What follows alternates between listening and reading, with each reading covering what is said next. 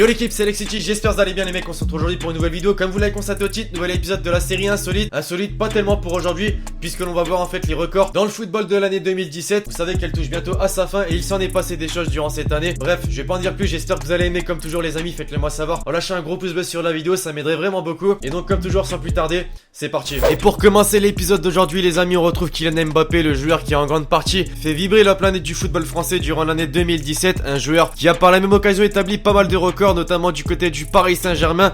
Comme vous le savez tous, il a réussi à faire partie de la liste des nominés pour le Ballon d'Or 2017. Il devenait par le biais de cette nomination le joueur le plus jeune de l'histoire du football à intégrer la liste des nominés pour le Ballon d'Or. C'était déjà un énorme record, mais on a vu qu'il a fait mieux puisqu'il a terminé dans le top 10 du Ballon d'Or en terminant la 7ème place, devançant notamment d'autres Français comme N'Golo Kanté, Antoine Griezmann ou encore Karim Benzema. En un mot, phénoménal. Il a encore un bout de chemin devant lui pour établir d'autres grands records. Comment passer à côté de ce joueur les mecs après une telle année 2017 du côté du Real Madrid? Cristiano Ronaldo, tout juste une semaine après avoir remporté le Ballon d'Or de l'année 2017, égalant par la même occasion le record de Lionel Messi avec le 5ème Ballon d'Or de sa carrière. Il en aura établi des records durant cette année, comme celui d'avoir marqué dans les 6 rencontres de poule cette saison en Ligue des Champions. Une grande première dans cette compétition les mecs, alors jusqu'où va-t-il s'arrêter? L'avenir nous le dira, mais il a beau dépasser la trentaine, il est toujours à son meilleur niveau et c'est vraiment un grand plaisir d'avoir et d'encore pouvoir voir un tel joueur évoluer au Real Madrid. En parlant de Ligue des Champions justement les amis, une grande compétition européenne qui chaque année réunit les amoureux du football, et cette saison jamais la compétition avait vécu un tel record, celui d'avoir durant la phase de poule compté un total de 306 buts.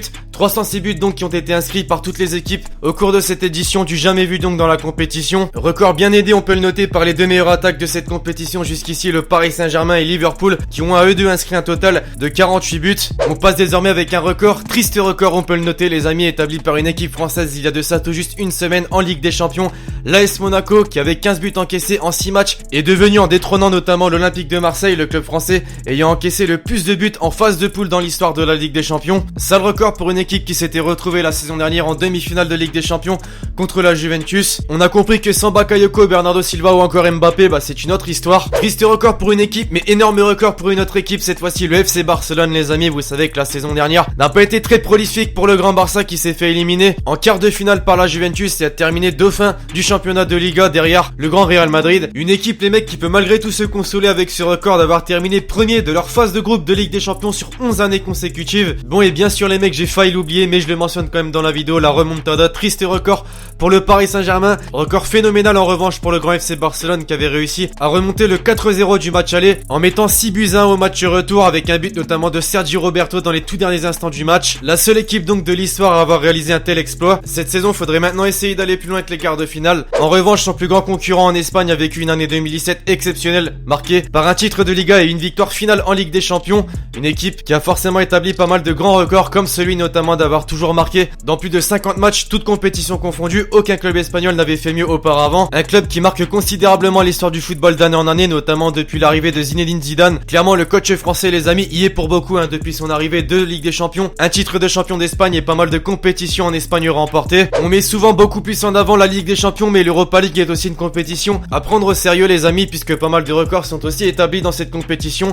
Cette saison, Mbappé n'est pas le seul à avoir établi un record de précocité, puisque le jeune Willem Goebbels, désolé pour la prononciation, est devenu le joueur le plus jeune de l'histoire de l'Europa League à jouer un match à l'âge de tout juste 16 ans. Il est entré en jeu avec l'Olympique Lyonnais en remplaçant Maxwell Cornet contre l'Atalanta Bergame. Il devance donc Romelu Lukaku qui avait établi ce record quand il avait lui aussi 16 ans, mais seulement une dizaine de petits jours l'ont fait perdre ce record. À l'image de l'AS Monaco les amis, Sergio Ramos tient lui aussi un triste record qu'il pourra mettre dans son palmarès. Vous savez que c'est un défenseur assez agressif, parfois un petit peu trop malheureusement, puisqu'il obtient des cartons rouges et vous l'avez compris, c'est le recordman des cartons rouges en Liga avec un total de 19 cartons rouges en Liga. Il est devenu le joueur à avoir été le plus de fois expulsé dans ce championnat. Un bien pour un mal malgré tout, puisqu'il est quand même le meilleur défenseur de l'année 2017 en ayant terminé 6ème au Ballon d'Or. Pour l'avant-dernier record de la vidéo, on ne s'est pas encore dirigé du côté de la Première Ligue les amis, on va directement remédier à ça en se dirigeant du côté de Manchester City avec son buteur Sergio Aguero, qui a établi un grand record cette saison en dépassant la barre des 177 buts d'Eric Brook, qui était le meilleur buteur de l'histoire de Manchester City et est également devenu en parallèle de ce record le meilleur buteur hors Europe